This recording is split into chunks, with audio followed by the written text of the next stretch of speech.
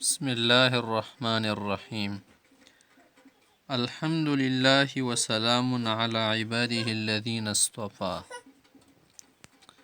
تو دوستو، آپ کے سامنے جو عنوان دیکھ رہے آپ، لطائف و ظرائف، خوش طبعی، ذہانت اور حاضر جوابی کے قصے، stories of discreetness and ingenuity, stories and narrations, قصے اور حکایات، ذہانت اور حاضر جوابی کے قصے۔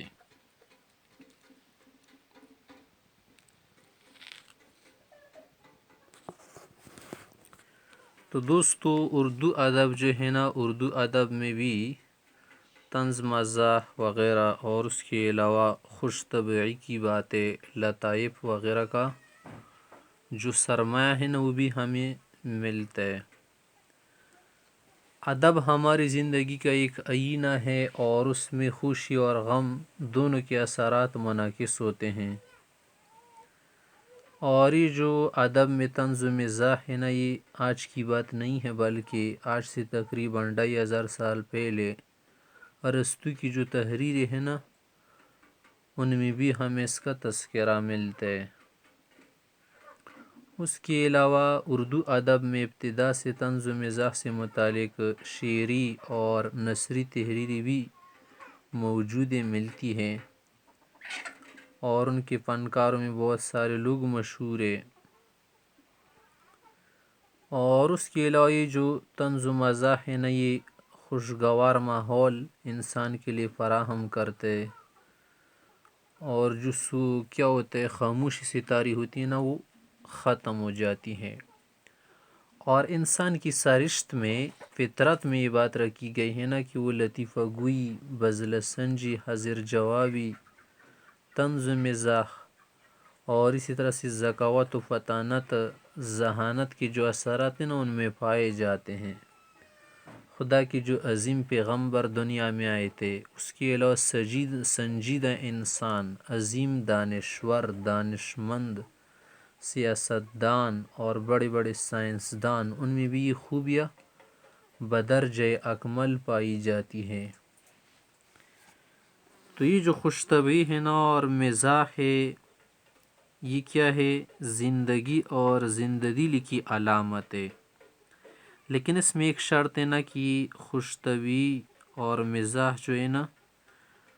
فحشگوئی نہ ہو، فحشگوئی سے اور یعنی سے عبث گوئی سے پاک ہو۔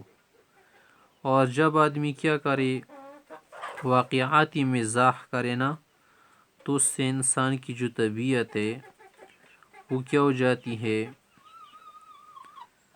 نشیط ہو جاتی ہے، تازہ ہو جاتی ہے، اور ساتھ ساتھ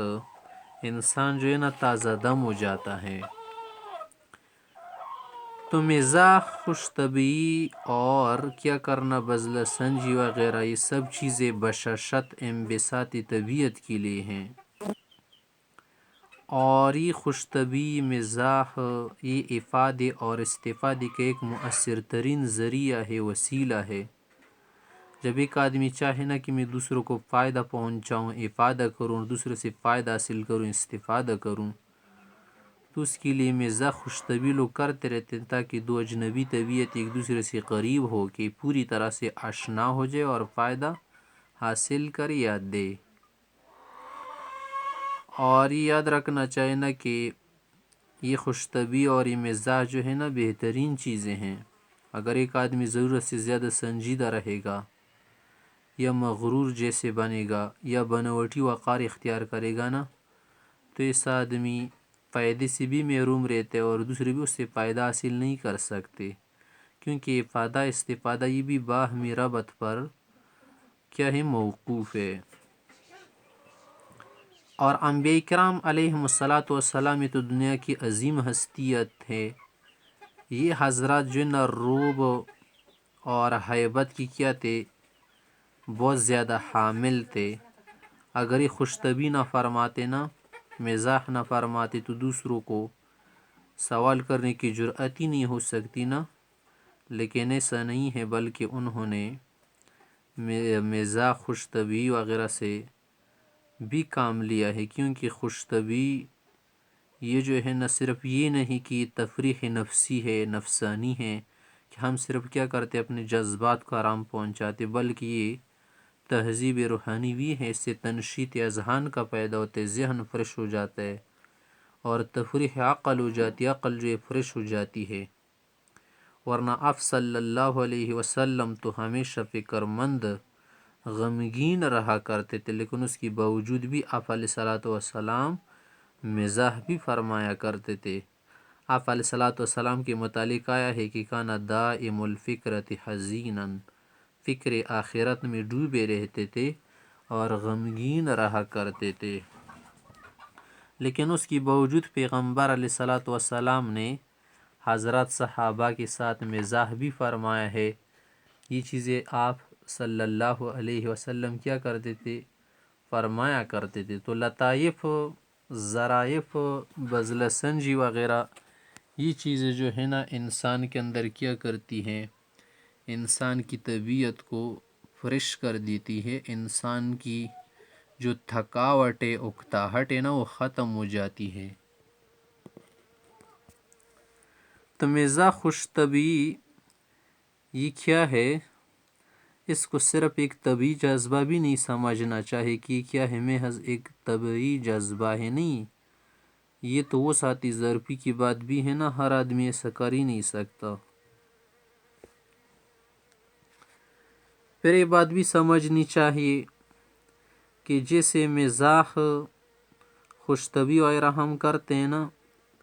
تو اس سے ہمارے ذہن جو ہے کیا ہو جاتے، تازہ ہو جاتے، فریش ہو جاتے ہیں۔ تو آپ نے دیکھا ہوگا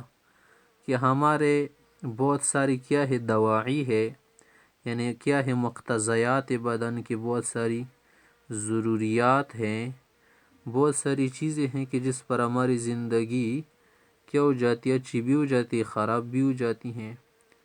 تو بدنی جو دوائی ہے نا، خارجی امور، تو دیکھ بدن کو ہم خوش کرتے نا، تو اس کے لیے کیا کرتے ہم خوش لباسی سے کام لیتے نا، اچھی وضع، اچھا لباس،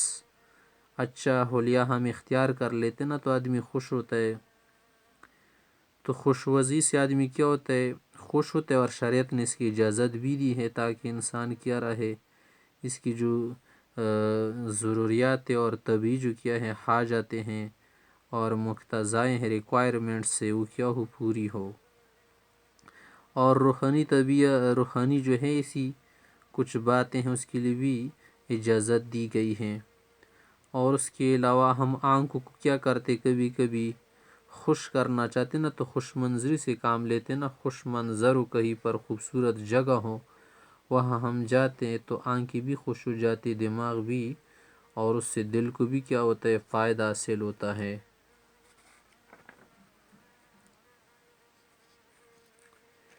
تو یہ خوش طبعی وغیرہ کرنا کیا ہے، یہ شریعت میں بھی جائز ہے، لیکن یہ بات اس کے ساتھ یاد رکھنی چاہیے نا کہ یہ جو خوش طبعی ہے یا لطیفہ گوئی ہے، بذل سنجی ہے، ہنسمکھ ہونا، اس سے آدمی اس سے نہیں نکلتا کہ یہ بزرگ نہیں، متقی نہیں، یا کیا نہیں ہے، سنجیدہ آدمی نہیں ہے، یار یہ تو نکلا ہوا آدمی ہے۔ تو ایسا بالکل نہیں ہے جیسے بعض لوگ سمجھتے ہیں یا سوچتے رہتے ہیں۔ تو یہ کیا کرنا، یہ مزاح کرنا، یہ بذل سنجی، لطیفہ گوئی نا، یہ صحابہ حضرات، تابعین، تبع تابعین، عارفین، علماء، بہت سارے ائمہ حضرات نے یہ کام فرمائے ہیں، کیے ہیں، لیکن یہ ضروری ہے نا کہ اس میں کیا نہ ہو، عامیانہ دل لگی نہ ہو، یعنی مذاق کی حد تک بات نہ پہنچے، سوقیانہ گفتگو نہ ہو، بازاری گفتگو اور تمسخر وغیرہ کی بات اس سے نہ بنے، کیونکہ یہ جو مزاح ہے نا یا خوش طبعی وغیرہ فرمانے سے یہ مقصود نہیں ہوتا کہ ہم صرف کیا کر لے، اپنی کو راحت پہنچے، بلکہ اس سے تو یہ بھی مقصد ہوتا ہے نا ہمارا کہ ہمیں کیا حاصل ہو، علمی بات حاصل ہو، کیونکہ انہی لطائف کی پیچھے تو بہت ساری علوم ہوتے ہیں، بہت ساری کیا ہوتے ہیں، بہت ساری فنون ہوتے ہیں جو ہم کیا کرتے ہیں، دل لگی کے وقت، خوش طبعی کے وقت سیکھتے رہتے ہیں۔ تو مزاح اگر مزاح کی حد میں رہے نا تو یہ اچھی بات ہے، اگر اس سے آگے نکل جائے، کذب بن جائے، جھوٹ بن جائے، جہالت بن جائے، تمسخر کی حد تک پہنچ جائے، کسی اور کی کیا ہو مذاق اڑا کہ اس کی عزت پر مٹی اچالی جائے نا، تو پھر ایسا کرنا بہتر نہیں ہوگا، جائز نہیں ہوگا، اور پھر یہ مزاح ہی نہیں رہے گا، بلکہ کیا بنے گا، سوقیانہ گفتگو، بازاری گفتگو، جہالت وغیرہ کے انداز بن جائیں گے۔ تو اب دیکھیں ہم کچھ کیا کرتے ہیں، 2-3 قصے آپ کے سامنے حکایت بیان کر لیتے ہیں۔ ایک مرتبہ آپ صلی اللہ علیہ وسلم کے پاس آپ علیہ السلام کی خدمت میں ایک بڑھیا آئی۔ آپ علیہ السلام نے اسے مخاطب کر کے فرمایا کہ لا تدخل الجنت عجوز، کہ بڑھیا جنت میں داخل نہیں ہوگی۔ تو اس بات کہنے سے وہ بیچاری بہت حیران ہوئی کہ یہ کیسی بات ہو گئی کہ بڑھیا جنت نہیں جائے گی۔ عرض کی یا رسول اللہ کہ یہ واقعی بات ہے کہ جنت نہیں جائے گی؟ فرمایا ہاں بالکل، بڑھیا جنت میں داخل نہیں ہوگی۔ یہ بات آپ فرما رہے تھے اور مسکرا بھی رہے تھے، ساتھ ساتھ وہ عورت حیران ہو رہی تھی۔ اور یہ بات تو آپ کو معلوم ہے نا کہ مزاح میں یہ نہیں، مزاح کا یہ مقصد نہیں ہوتا کہ کسی کو پریشان کیا جائے۔ تو جب آپ علیہ السلام کو محسوس ہوا کہ اس عورت کی جو حیرانی ہے پریشانی میں بدل رہی، تو آپ علیہ السلام نے فرمایا کہ نہیں، یہ مطلب نہیں کہ بوڑھی جنت نہیں جائے گی بڑھیا، بلکہ اللہ تعالیٰ نے تو فرمایا ہے کہ انا انشأناہن انشاء فجعلناہن ابکارا، کہ ہم ان عورتوں کو کیا بنائیں گے، کنواریاں بنائیں گے، جو جنتی ہیں نا عورتیں وہ کنواریاں ہوگی۔ تو مطلب یہ ہے کہ بڑھیا کی صورت میں داخل نہیں ہوگی، بلکہ اللہ تعالیٰ اسے کیا بنائے گی، جوان بنائے گی، کنواری بن جائے گی۔ عدی بن حاتم رضی اللہ تعالیٰ عنہ ایک صحابی ہے، جب یہ آیت نازل ہو گئی نا کہ کلوا واشربوا حتی یتبین لکم الخیط الابیض من الخیط الاسود من الفجر،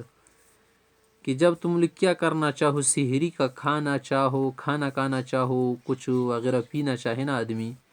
تو حکم یہ ہے نا کہ اس وقت تک کھاؤ پیو جب تک سفید ڈور، سفید داغا،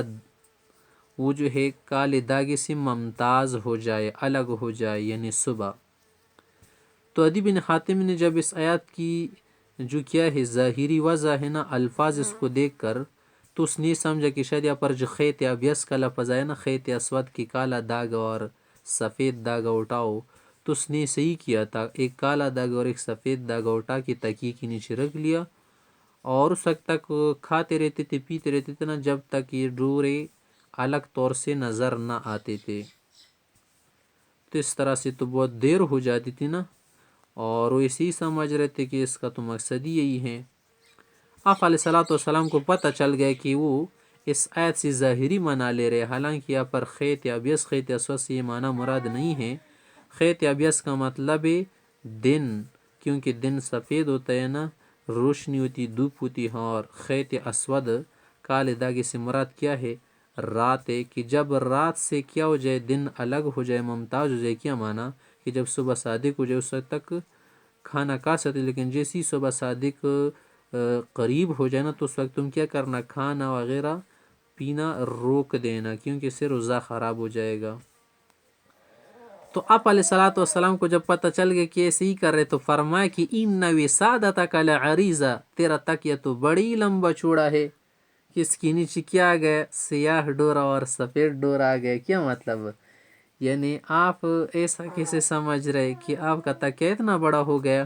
کہ اس کے نیچے آپ نے رات و دن کو کیا کر دیا، دبا کے رکھ دیا نیچے، اس کے نیچے کہاں دن رات آ سکتی؟ تو مطلب یہ تھا نا کہ آپ نے اس کو سیاہ ڈور اور سفید ڈور سمجھا، حالانکہ دن و رات کی بات ہے، اور ساتھ ساتھ من الفجر کا لفظ بھی آیا نا، اس سے وضاحت ہو رہی کہ تبین الخیط الابیض من الخیط الاسود، یہ کیا ہے، صبح صادق ہونا ہے، کہ جب صبح صادق ہو جائے اس وقت تم کھاتے پیتے رہنا، اس سے آگے کا نہیں کھا پی سکتے۔ اس طرح سے نوح علیہ السلام کے زمانے میں ایک مرتبہ شیطان نے یہ سوچ اور پیچتا گئی کہ اس نے آدم علیہ السلام کے سامنے تعظیم سجدہ کیوں نہیں کیا تھا، یعنی سجدہ تو اللہ کے لیے تھا، اور آدم علیہ السلام کے احترام کے لیے کروایا تھا اللہ تعالیٰ نے۔ آدم علیہ السلام بمنزلہ قبلہ کے تھے، کعبہ کے، اور پیچتا کر نوح علیہ السلام سے اس کے متعلق سبب پوچھا اور کہا کہ مجھے توبے کی تلقین بھی کیجیے. تو آدم علیہ السلام نے فرمایا کہ اگر آپ کا وقی سے ارادہ ہے نا تو جا کر آدم علیہ السلام کی قبر پر سجدہ کرو. تو شیطان نے کہا کہ واہ حضرت، میں نے اسے اس صورت میں سجدہ نہیں کیا کہ جب وہ زندہ تھے، تو اب میں جا کے اس کی قبر پر کہاں سجدہ کروں گا. تو دیکھیں ویسے ایک لطیفہ ہے، لیکن اس میں کیا اس کی ضد اور عناد کا کیا ہے اظہار ہے. ایک اور قصہ مکہ معظمہ کے ایک قاضی تھے، مطلب ابن محمد اس نام کے تھے، اور اس کی جو بیوی تھی نا،